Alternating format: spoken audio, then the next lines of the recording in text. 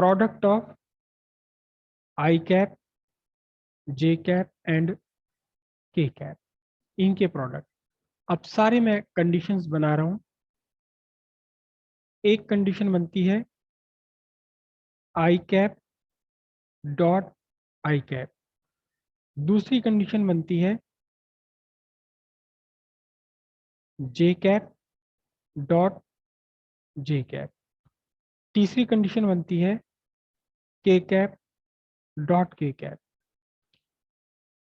इसके बाद अगली कंडीशन बनती है I cap dot J cap, और इसका उल्टा भी बनता है जे कैप डॉट आई कैप। फिर कंडीशन बनती है जे कैप डॉट के कैप, और फिर इसका उल्टा भी बनता है के कैप डॉट जे कैप। फिर इसके बाद बनती कंडीशन के कैप डॉट आई कैप, और फिर इसका रिवर्स आई कैप डॉट के कैप। इससे ज़्यादा कोई कंडीशंस नहीं है चार के लिए, तीन वेक्टर्स के लिए, आई जे के लिए। 1 2 3 4 5 6 7 8 9 कंडीशन बन गई। अब ये 9 कंडीशंस में से किस कंडीशन में क्या क्या होगा देखिए जरा ध्यान से। आई कैप डॉट आई कैप, जब आप आई कैप को आई कैप के साथ में मल्टीप्लाई कर रहे हैं तो ध्यान दीजिएगा कि आई कैप का मैग्नीट्यूड 1 है, इसका मैग्नीट्यूड भी 1 है, और दोनों के बीच का एंगल है 0। दोनों का एंगल, क्योंकि जो डायरेक्शन आई कैप की है पहले वाले, X axis positive X axis कहलाऊं और ये नेगेटिव एक्स एक्सिस कहलाऊं। ठीक है, तो अब आपका क्या हुआ, इसका आंसर हुआ 1 × 1 × cos 0। अब ये cos 0 की वैल्यू क्या होती, cos 0 की वैल्यू 1 होती, 1 × 1 × 1, तो सीधे आपका आंसर आया 1। I cap dot I cap is equal to 1। J cap का मैग्नीट्यूड 1, जे कैप का मैग्नीट्यूड 1, दोनों एक ही डायरेक्शन में, दोनों के बीच एंगल 0, तो सिंपली 1 1 1 का मल्टीप्लीकेशन 1। इसी तरह के कैप, बिल्कुल के कैप का मैग्नीट्यूड 1, दूसरे के कैप का मैग्नीट्यूड 1, और दोनों के बीच का एंगल 0, तो आपका आंसर क्या बना, इसका आंसर भी आपका बनेगा 1। अब आई cap dot J cap, I cap x axis कहलाओगे, J cap आपका वाई एक्सिस कहलाओगे। एक्स और वाई एक्सिस के बीच में एंगल है 90 degree. Magnitude of I cap 1, magnitude of J cap 1, और दोनों के बीच का एंगल 90 डिग्री, मतलब आंसर हो गया 0। तो I cap dot J cap is equal to 0। ठीक इसी तरह आपका जे कैप का मैग्नीट्यूड 1, आई कैप का मैग्नीट्यूड 1, दोनों के बीच का एंगल कितना, 90 डिग्री, आंसर आया आपका 0। जे कैप डॉट के कैप आया मैग्नीट्यूड 1, मैग्नीट्यूड 1, और दोनों के बीच का एंगल 90 डिग्री, आंसर आया आपका 0। K cap dot J cap मतलब मैग्नीट्यूड 1, मैग्नीट्यूड 1, और दोनों के बीच का again angle 90 degree, 0। Right. K cap dot I cap, K cap आपका वाई एक्सिस कहलाओगे, सॉरी जेड एक्सिस कहलाओगे, एक्स एक्सिस कहलाओगे, दोनों के बीच एंगल फिर भी क्या 90 डिग्री है, तो cos 90 से कितना आंसर हुआ, ये भी 0। और आई कैप का मैग्नीट्यूड 1, के कैप का magnitude 1, I cap K cap के बीच का एंगल 90 डिग्री, इनका 0 आ गया। ठीक है, सिंपल सी बात है। आई का आई के साथ डॉट प्रोडक्ट 1 है, जे का जे के साथ डॉट प्रोडक्ट 1 है, के का के के साथ डॉट प्रोडक्ट 1 है। बाकी आप आई का जे के साथ, आई का के साथ, के इसके साथ, के का उसके साथ, सब के सब डॉट प्रोडक्ट क्या है, सब के सब डॉट प्रोडक्ट 0 है। अब आता है क्रॉस प्रोडक्ट। तो जितनी कंडीशंस ये डॉट प्रोडक्ट की बनी है, उतनी ही कंडीशन बनेंगी क्रॉस प्रोडक्ट के लिए। क्रॉस प्रोडक्ट के लिए क्या क्या कंडीशंस बनेगी, फर्स्ट कंडीशन बनेगी आपकी आई cap cross I cap. Second condition बनेगी जे cap cross J cap. Third condition बनेगी, सिंपलेस्ट कंडीशन ले रहे हैं, के cap cross K cap. Next condition आई और जे के साथ बनेगी, तो I cap dot J cap. फिर इसका रिवर्स, क्या है इसका reverse, J cap cross I cap. अगली कंडीशन जे और के की बनेगी, क्या, जे कैप क्रॉस के कैप, फिर इसका रिवर्स के कैप क्रॉस जे कैप। अगली कंडीशन के की आई के साथ में, के कैप क्रॉस आई कैप, और नेक्स्ट कंडीशन आई कैप क्रॉस के कैप। वही 9 कंडीशंस हो गई यहाँ भी, टोटल मिलाकर 9 कंडीशन हो गई। 1 2 3 4 5 6 7 8 9 कंडीशन। अब इसमें सारी कंडीशन में कैसे निकालते हैं, देखिए वही मेथड बिल्कुल। आई कैप का मैग्नीट्यूड कितना है, आई कैप का मैग्नीट्यूड 1 है, इस वाले आई कैप का मैग्नीट्यूड कितना है, 1 है, और दोनों के बीच का एंगल कितना है, दोनों के बीच का एंगल है 0। तो हम लिखेंगे साइन 0। याद कीजिए, क्रॉस प्रोडक्ट होता है A cross B is equal to A B sine theta, sine theta, है ना। और साथ में हमें हमें इन दोनों, साइन जीरो की वैल्यू कितनी बनेगी आपकी, 0 बन जाएगी। तो यहाँ मुझे एक क्योंकि ये दोनों इनका क्रॉस प्रोडक्ट वेक्टर है, तो मुझे यहाँ वेक्टर भी लेना चाहिए। मुझे यहाँ आई 1 इंटू साइन 0 के साथ कुछ ना कुछ वेक्टर भी मुझे लेना चाहिए, है ना। तो मैं यहाँ वेक्टर अपनी मर्जी से ले लेता हूँ, मैं अपनी मर्जी से ले लेता हूँ, क्योंकि cross product vector, cross product में वेक्टर ही आएगा आपका आंसर, हालांकि नल वेक्टर हो जाना है वो।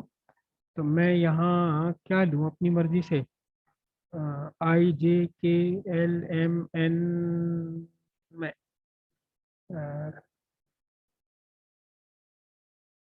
ए कैप ले लेता हूँ, हालांकि इसे ए कैप का कोई सिग्निफिकेंस नहीं है। तो ये सब मल्टीप्लाई होकर के क्या बन गया, 0। तो अल्टीमेटली ये क्या बना आपका, नल वेक्टर। इसी तरह J cap cross J cap भी आपका क्या बनेगा, null vector. K cap cross K cap भी आपका बनेगा नल वेक्टर, करेक्ट।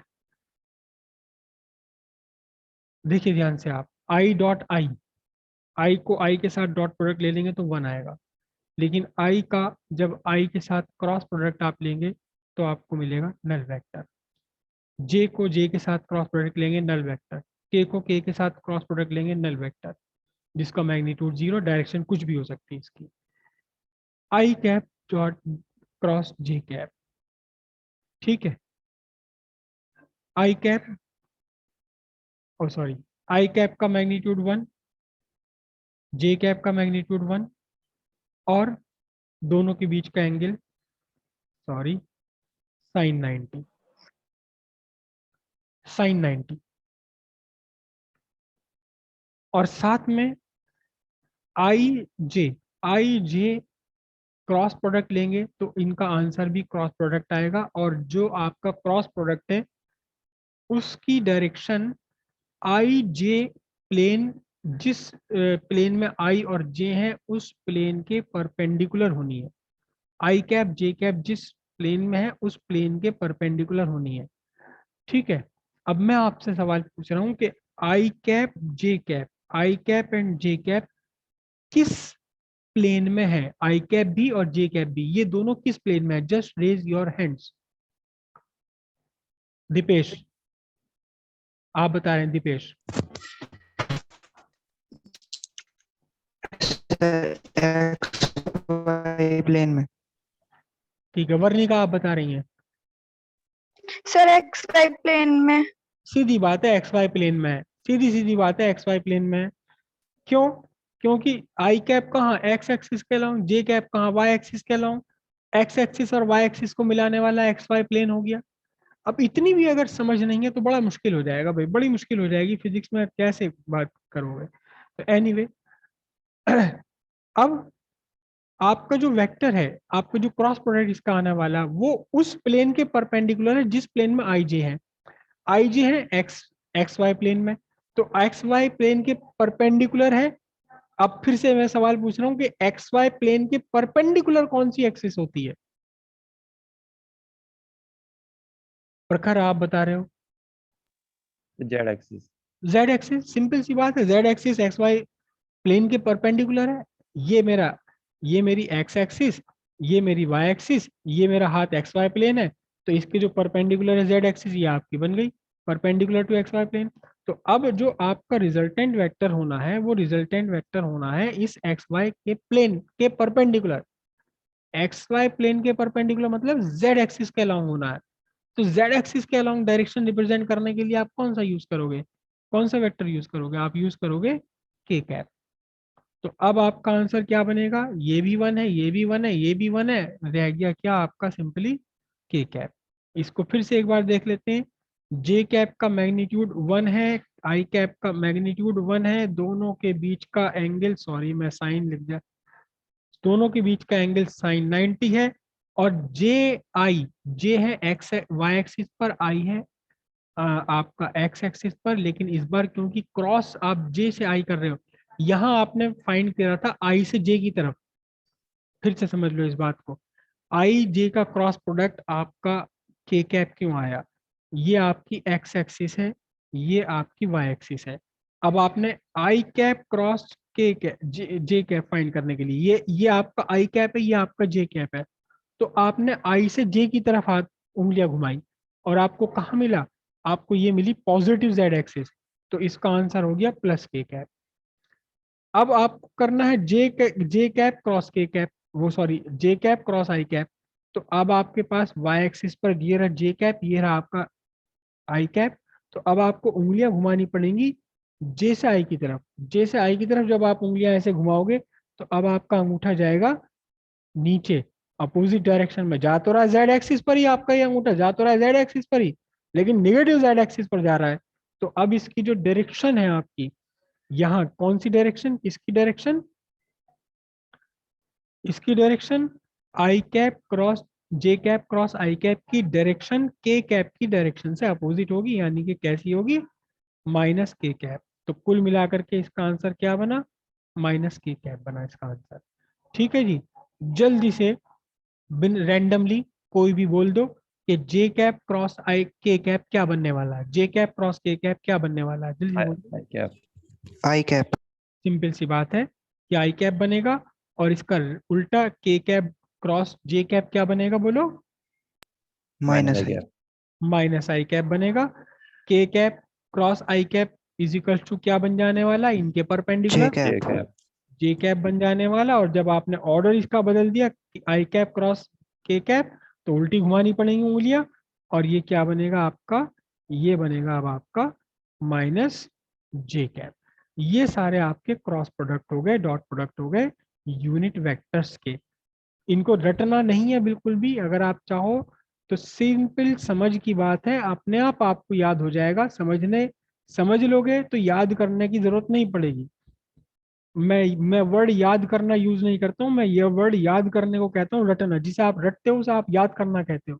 एक्चुअली याद करना कुछ नहीं होता, या तो आप समझते हो या आप रटते हो बिना समझे। या तो आप समझ लेते हो या रट लेते हो। समझना क्या है? I cap dot I cap, ठीक है, I cap one one, cos zero one होता है, सिंपली वन हो गया इसका आंसर। ये है समझना। और रटना क्या? I cap dot I cap, I cap dot I cap is equal to one, I cap dot I cap, I cap dot I cap is equal to one, J cap dot J cap is equal to one, K cap K cap K cap dot K cap is equal to one. लेकिन ये one आया क्यों? ये नहीं पता one आया क्यों, इसका कोई मतलब भी नहीं, देखना भी नहीं हमें। तो ये है रटना। जिसे आप याद करना कहते हो, वो एक्चुअली रटना होता है। रट कुछ याद तो कुछ किए नहीं जाता।